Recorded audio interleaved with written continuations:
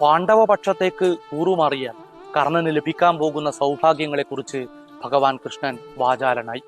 കർണ, നീയായിരിക്കും അപ്പോൾ പാണ്ഡവ മഹാരാജാവ്. നിന്റെ പട്ടമഹർഷിയായി ദ്രൗപദിയും ഉണ്ടാകും. നിനക്ക് വെഞ്ചാമരം വീശാൻ യുധിഷ്ഠിരനും വെൺകൊറ്റക്കുട പിടിക്കാൻ ഭീമസേനനും നിന്റെ ശ്വേതാസുരത്വത്തിന്റെ കടിഞ്ഞാൻ പിടിക്കാൻ അർജുനനും മത്സരിക്കും. കൃഷ്ണൻ കർണനോടപ്പോൾ അവന്റെ ജന്മരഹസ്യം വെളിപ്പെടുത്തിയതേ ഉണ്ടായിരുന്നുള്ളൂ. നീ സൂതപുത്രനും രാധേയനുമല്ല, പകരം സൂര്യപുത്രനും കൗന്ദയനുമാണ്. കൗന്ദയൻ എന്ന വാക്ക് കേട്ടപ്പോൾ കർണൻ ഞെട്ടിവിറച്ചു. പക്ഷേ വികാരങ്ങൾക്കപ്പുറമാണ് കർണനെ സംബന്ധിച്ച് ധർമ്മം. കൃഷ്ണ, ഇനി എനിക്കെന്തിന് രാജ്യം? അന്ന് അസ്ത്രവിദ്യാ പ്രയോഗ ദിവസം നിന്റെ അച്ഛനമ്മമാരാരാണെന്നുള്ള ചോദ്യത്തിൽ എന്റെ ശിരസ് താഴ്ന്നുപോയത് നീ മറന്നുവോ?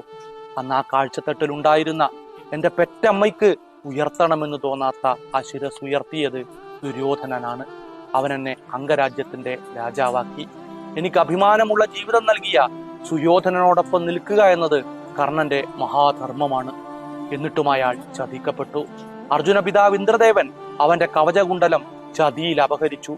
ഒടുവിൽ അതുപോലൊരു ചതിയിൽ യുദ്ധനിയമങ്ങൾ തെറ്റിച്ചുകൊണ്ട് ഭഗവാൻ കൃഷ്ണന്റെ വാക്കുകേട്ട് അർജുനാസ്ത്രം കർണന്റെ മാറു പുലർന്നു.